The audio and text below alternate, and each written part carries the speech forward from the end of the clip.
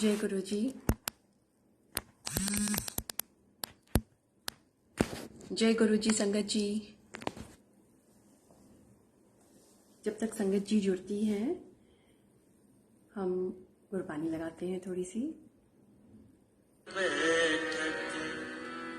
सोवत जागत एह मन तुझे चितारे, उठत बैठत सोवत जागत एह मन तुझे चितारे, सुख दुख इस मन की बिरथा, सुख दुख इस मन की बिरथा, तुझ ही का ऐसा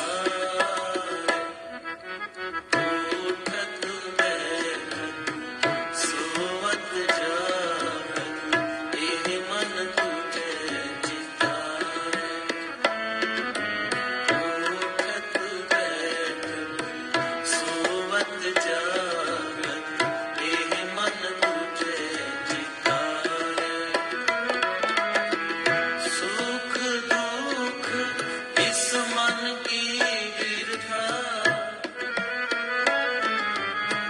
सुख दुख इस मन की बिरथा, तुझ ही का ऐसा उठत बैठत सोवत जागत एह मन तुझे चितारे, उठत बैठत सोवत जागत एह मन तुझे चितारे।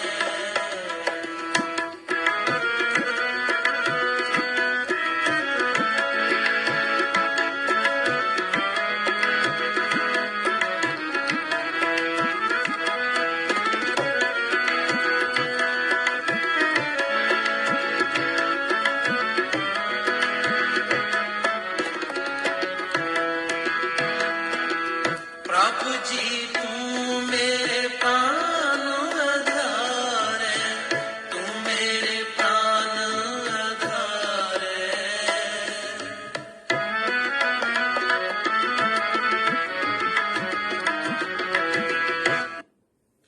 जय गुरु जी। संगत जी, जो संगत मोस्टली इस समय मैंने देखा है बाद में ही जुड़ती है, तो जो भी संगत अभी जुड़ी है या बाद में जुड़ेगी सबको जय गुरु जी। और गुरु जी की आज्ञा के साथ ये सत्संग हो रहा है। मेरा हुक्म है कि 8 तारीख ऑफ एवरी मंथ 8:30 PM मैं सत्संग करूं, तो मैं हाजिर हूं। और जो गुरु जी जैसे डायरेक्ट करेंगे और जिसको सुनवाएंगे बाद में या अभी, वो गुरु जी की मर्जी है। तो मैं सत्संग शुरू करती हूँ गुरु जी का रोम रोम से शुक्राना करके कि गुरु जी ने ऐसा मौका दिया कि गुरु जी के गुणगान हम अपने छोटे से मुंह के साथ कर पाएं। बस गुरु जी ही करवाएं, जैसा गुरु जी ने करवाना है, और जिसको सुनवाना है गुरु जी उनको सुनवा दें। तो संगत जी, बस जो मुझे सत्संग याद आ रहा है मैं उसके बारे आपको बताती हूँ आज। लेकिन प्राइमरीली तो यही हमको हमेशा सत्संग सुन के लगता है कि गुरु जी के साथ जो भी जुड़े हैं वो कितने ब्लेस्ड हैं, हमेशा ब्लेस्ड हैं। पल पल गुरु जी उनके साथ हैं। उनकी सिर्फ जिंदगी ही नहीं आसान बना देते, सुधार भी देते हैं। और ये डायमेंशन या दूसरा डायमेंशन जहाँ भी हो जिंदगी या जिंदगी के बाद, गुरु जी हमेशा साथ रहते हैं। तो बस जो भी सत्संग करो उसका सार तो यही निकल के आता है। तो बाकी जो हमारी जिंदगी में हमें समझ में आते हैं छोटे छोटे इंसिडेंसेस से, फिर हम उसी से हम गुरु जी की ब्लेसिंग्स का एक अंदाजा ले सकते हैं। सो बेसिकली जो मुझे अभी सत्संग याद आ रहा है वो बैंगलोर का है, जहाँ 2 इयर्स पहले जब हम लास्ट ईयर 22 समर्स में हम हैदराबाद आने वाले थे और बस शिफ्ट कर रहे थे बैंगलोर से हैदराबाद। बैंगलोर में अच्छे स्कूल में था मेरा बेटा, और हैदराबाद में हमने एक स्कूल में एडमिशन करवा ही दी थी, और ऑनलाइन क्लासेस बैंगलोर से वो ले रहा था 5-6 दिनों के लिए कि फिर हैदराबाद आके रिज्यूम करेंगे आफ्टर समर हॉलीडेज। तो विद इन 1.5 days मेरा बेटा मुझे कहता है कि मम्मी मम्मा मैं इस स्कूल में नहीं पढ़ना चाहता।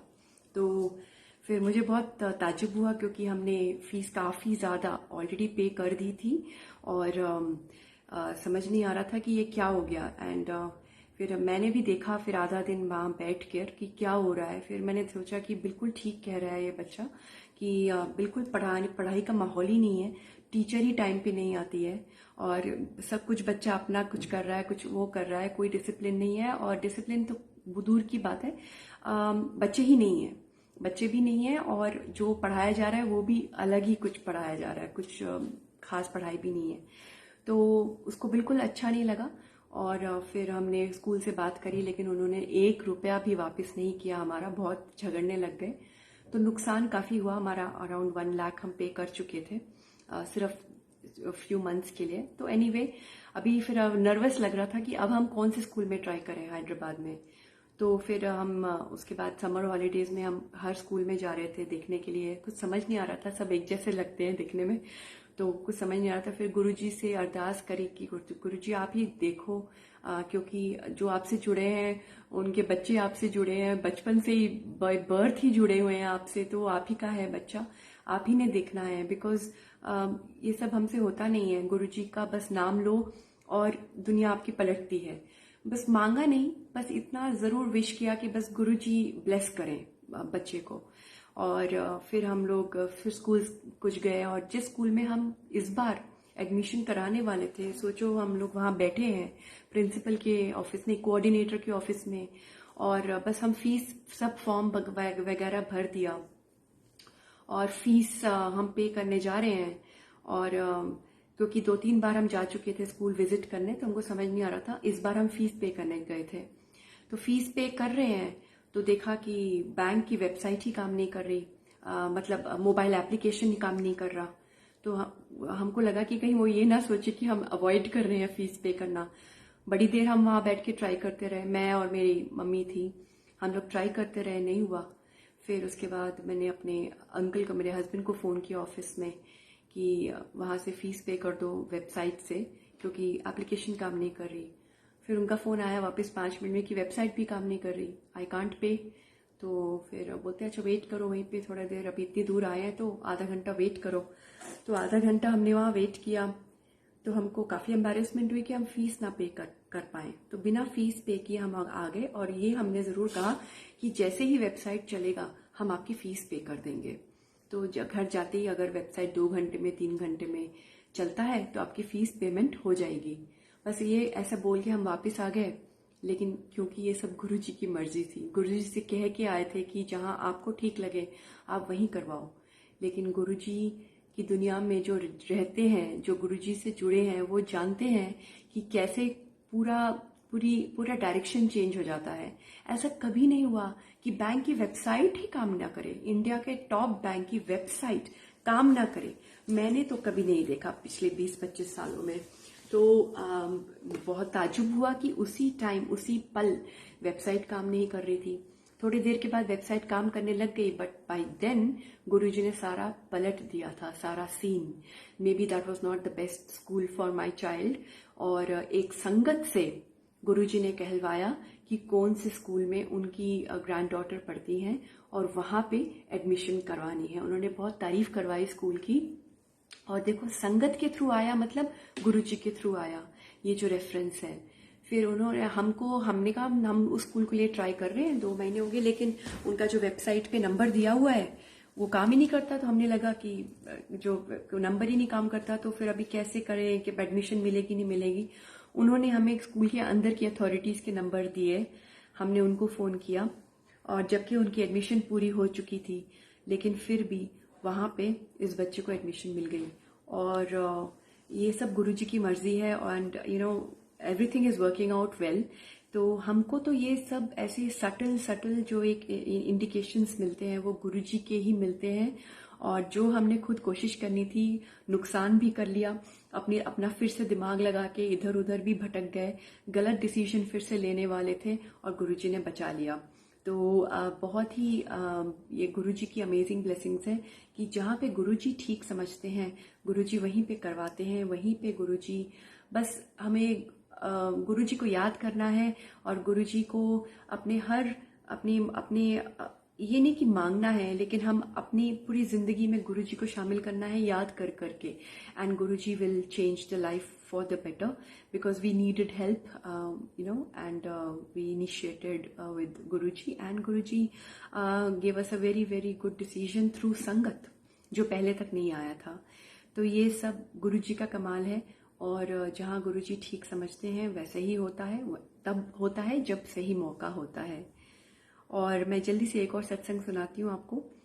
मैं बैंगलोर में थी और हम लोग यहाँ हैदराबाद शिफ्ट करने वाले थे। जैसे मैंने बोला, हम कोविड के समय बैंगलोर पहुंचे थे यूके से, और कोविड के समय ही बैंगलोर से बाहर निकल रहे थे। तो हम कि मैं स्पेशली किसी से मिल नहीं पाई थी क्योंकि लॉकडाउन में थी कंप्लीटली 1.5 2 years, और कोई सत्संग नहीं अटेंड कर पाई थी। मेरा बहुत दिल था कि मैं एटलीस्ट एक सत्संग अटेंड करूं, और मैं एक थोड़ा सा अजीब सा एक फीलिंग थी, एक विश थी कि मैं, क्योंकि यूके से आई थी, वहाँ पे बहुत ज़्यादा इंडियन कपड़े मतलब लेटेस्ट नहीं मिलते, तो मुझे था कि मैं एक अच्छा सा सूट मतलब बैंगलोर की किसी टॉप बुटीक से सिलवाऊं। ये कैसा विश है जो किसी को पता भी नहीं होता, अंदर ही अंदर है, बट था और आता है थॉट्स और चले जाते हैं, इतना कुछ नहीं है। तो बस हमारा टिकट बुक हो चुका था, हमारा सामान पैक हो चुका था। जो ट्रांसपोर्ट वाले हैं, जो कैरियर्स हैं, वो सब आके पैक करके हमारा सामान आने की मतलब डेट फिक्स हो गई थी 2 दिन बाद। और सडनली मैंने बोला कि अच्छा, मेरा बड़ा दिल था कि मैं सत्संग अटेंड करूं और सूट भी देखूं, चलो कोई बात नहीं, डेट्स ओके। उसी टाइम मुझे एक फ़ोन आता है एक संगत का, और वो आंटी कहती हैं कि आज शाम को सत्संग है, कल सत्संग है, तो मेरे साथ चलो। तो मुझे एग्जैक्टली याद नहीं है किस समय फ़ोन आया, लेकिन उनका फ़ोन आया और उन्होंने मुझे सत्संग के लिए कहा कि बहुत बड़ा उनका दरबार है घर में, और वहाँ पे सत्संग होता है हर मंडे। अभी उन्होंने फिर से शुरू कर दिया है कोविड के बाद, तो तुम चलो। मैं बहुत हैरान और रक्की बक्की कि जहाँ जान पहचान भी नहीं है, कुछ पता भी नहीं था, और सडनली मुझे सत्संग का बुलावा आ गया, जो जबकि सत्संग कहीं हो भी नहीं रहे थे, जस्ट अभी शुरू हुए थे, एंड मेरी विश पूरी हो जाएगी। तो मैं इमीडिएटली मैंने यस बोला और मैं उनके साथ चली गई थी उस सत्संग में। तो जाते जाते उनके घर, जिनके घर सत्संग था, पहुंचते पहुंचते मुझे आंटी ने कहा कि उनका बहुत बड़ा बुटीक भी है, बैंगलोर का बहुत मशहूर बुटीक है। तो मैंने अब मैं समझ गई थी। मैंने कहा अच्छा गुरुजी, 2 ही तो विशेस थी और दोनों आपने मतलब पूरी करवानी थी। अब मुझे सब समझ में आ रहा है, बस मेरे जाने के 3 दिन पहले आप सब कुछ करवा रहे हो कि मैं ठीक से यहाँ से चली जाऊं। और एक और अंदर से विश थी कि सत्संग भी अटेंड करना है और कुछ सत्संगियों को भी मिलना है। स्पेशली कुछ सत्संगी थे बैंगलोर के जिनको मिलने का मन था। तो उस सत्संग में वो सत्संगी भी मिल गए। सत्संग भी बहुत ही प्यारा और अटेंड हो गया, और हम लोग जल्दी पहुंच गए थे जबकि हमारा कोई प्लान नहीं था। और जल्दी पहुंचने से ऐसा हुआ कि जाते ही वहाँ पे किसी और आंटी ने ऐसे इंट्रोड्यूस कराया और दिखाया पूरा जो दरबार है, और दरबार के उस तरफ एक बहुत बड़ा बुटीक था, और बोला कि ये देखो, ये हमारा बुटीक है। तो मैं बहुत खुश हुई, और उसी टाइम फिर आंटी ने हमको नए वाले जो लेटेस्ट था वो भी दिखाया आइटम्स, और मेरा उसी टाइम मेरा सूट बुक हुआ, सब कुछ हुआ। ठीक है, चलो ये बात तो हो गई कि मेरी विश गुरुजी ने देखो कैसे पूरी करवाई, जबकि मतलब बिल्कुल मिरेकल जैसा लगता है, जबकि पूरी एक साथ करवा दी गुरुजी ने कि 2 ही तो छोटी छोटी विशेज हैं, ये ले करवा दिया। ठीक है, फिर लेकिन मैं आ चुकी थी हैदराबाद। 3 दिन के बाद आना ही था, पूरा पैक होके हमारे घर में रखा हुआ था। और हैदराबाद आने के बाद आंटी ने मुझे 1 मिनट, नहीं, वो सूट, हाँ, तो मेरा सूट आया और दुपट्टा आया मेरा। और जब वो आया तो मैं बिल्कुल हक्की बक्की रह गई, क्योंकि जब मैंने खोला उस सूट को और उस दुपट्टे को अपने घर में, तो मेरा पूरा घर चंदन की खुशबू से महक गया। तो सबसे पहले तो हमारा दिमाग छोटे हैं, तो मैंने ये सोचा कि जो इतना बड़ा बुटीक है तो हो सकता है पैक करने से पहले वो लोग परफ्यूम डालते हों, परफ्यूम डाला होगा, चंदन का परफ्यूम डाला होगा या कुछ। और कुछ दिनों के बाद आई थिंक दुपट्टा आया था, और उसमें भी जब मैंने खोला तो महक गया घर। तो अगले दिन या कुछ 2 दिन के बाद जब बात हुई थी उनके बुटीक के किसी मैनेजर से, तो उस लेडी ने कुछ बात करी, तो मैंने उनसे फिर वो मौका देख के बात कर ली कि आप पैकिंग के पहले आप क्या कोई परफ्यूम डालते हो अपने क्लाइंट को देने से पहले? तो वो बहुत कंफ्यूज सी हो गई, बोलती परफ्यूम तो नहीं हम डालते, बस वो कुरियर कर देते हैं पैक करके जैसे ही बनता है।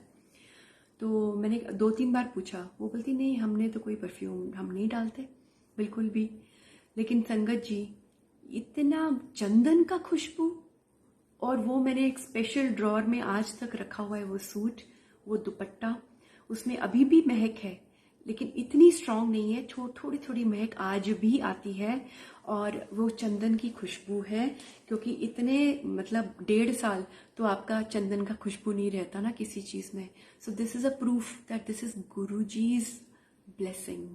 ये गुरुजी मुझे बता रहे हैं कि तेरी विश थी जो मैंने पूरी करी, और मैंने वहीं से पूरी करी, जैसे जो तुझे चाहिए था वैसे ही किया, और तेरी ये मैंने करवाया तेरे लिए। तो वो सूट मैंने अभी तक पहना नहीं है, लेकिन मुझे बहुत ही प्यारा लगता है। और जब आया था तो पूरा घर महक गया था खुशबू से, और आज भी उसमें थोड़ी सी खुशबू है, और वो भी चंदन की। So this is Guruji, he is so loving, he is very simple, very very pure, and only love can conquer. मतलब एक गुरु और शिष्य का जो रिलेशनशिप होता है सिर्फ प्यार से ही बनता है, इसमें और कुछ छल कपट और दिमाग चलता ही नहीं है। तो बस अगर जो संगत है वो अगर सच्चे दिल से गुरुजी को याद रखें, मांगने की जरूरत नहीं है, बिकॉज गुरुजी सब कुछ देते हैं, जो देना है सब कुछ करते हैं। तो बस गुरुजी ऐसा ख्याल रखते हैं और पैम्पर्ड भी फील करवाते हैं। मेरे पास बहुत सारे सत्संग हैं, बस मौका जैसे जैसे गुरुजी देते रहेंगे मैं वैसे वैसे आपके सामने आके गुरुजी के गुण गाने का मौका नहीं छोड़ूंगी। सो शुक्राना है गुरुजी का ये मौका देने के लिए, शुक्राना है गुरुजी का कि गुरुजी ने इतनी प्यारी ब्लेसिंग्स दी हुई हैं। And thank you all sangat ji for joining, who are joined right now and who will join later. Shukrana.